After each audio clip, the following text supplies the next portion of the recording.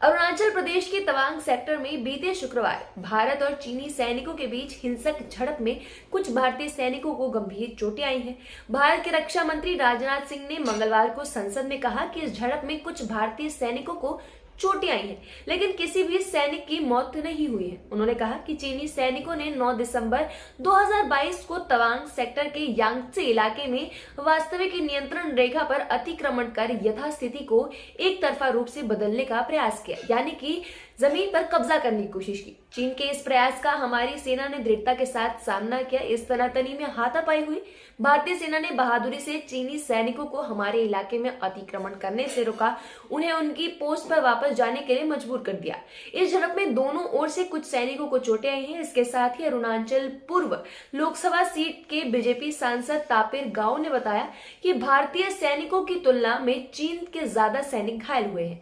केंद्रीय गृह मंत्री अमित शाह ने कहा, मैं स्पष्टता से कहना चाहता हूं कि जब तक मोदी सरकार सत्ता में है तब तक कोई भी भारत की 1 इंच जमीन पर कब्जा नहीं कर सकता।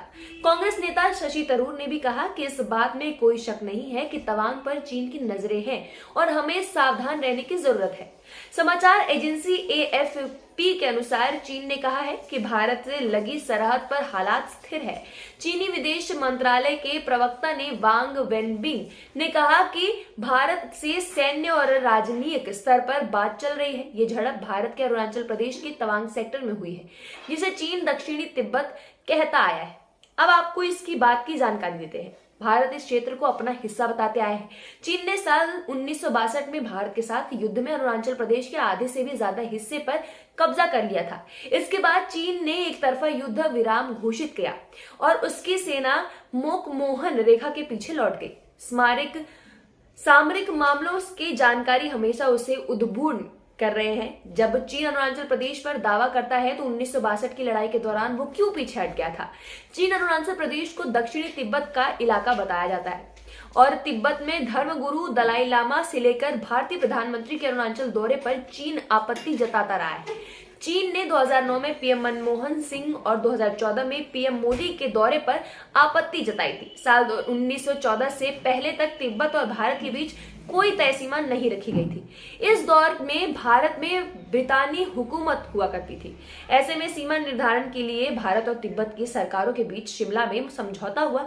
इस समझौते पर ब्रितानी हुकूमत के प्रशासक हेनरी मैकमोहन और तत्कालीन तिब्बत के सरकार के प्रतिनिधि ने हस्ताक्षर किए थे। भारत में तत्कालीन ब्रितानी हुकूमत ने मैकमोहन लाइन दर्शाता हुआ मानचित्र पहली बार वर्ष 1938 में ही आधारिक तौर पर प्रकाशित किया। वही पूर्वोत्तर सीमांत प्रांत 1954 में अस्तित्व में आया।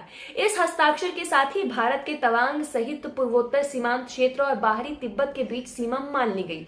भारत को आजादी 1947 में मिली। वहीं पीपल्स रिपब्लिक ऑफ चाइना 1949 में अस्तित्व में आया, लेकिन चीन शिमला समझौते को लेकर यह कहता खारिज करता आया है कि तिब्बत पर चीन का अधिकार है और तिब्बत की सरकार के किसी प्रतिनिधि के हस्ताक्षर वाले समझौते को वो स्वीकार नहीं करेगा।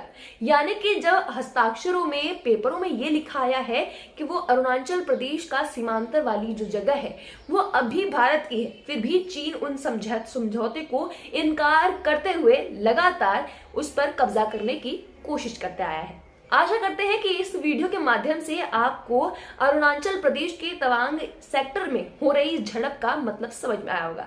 अगर आपको इस बात को समझ में आया है तो इस वीडियो को लाइक करें, शेयर करें। तमाम ऐसी खबरों से जुड़े रहने के लिए देखते रहिए JT न्यूज। धन्यवाद।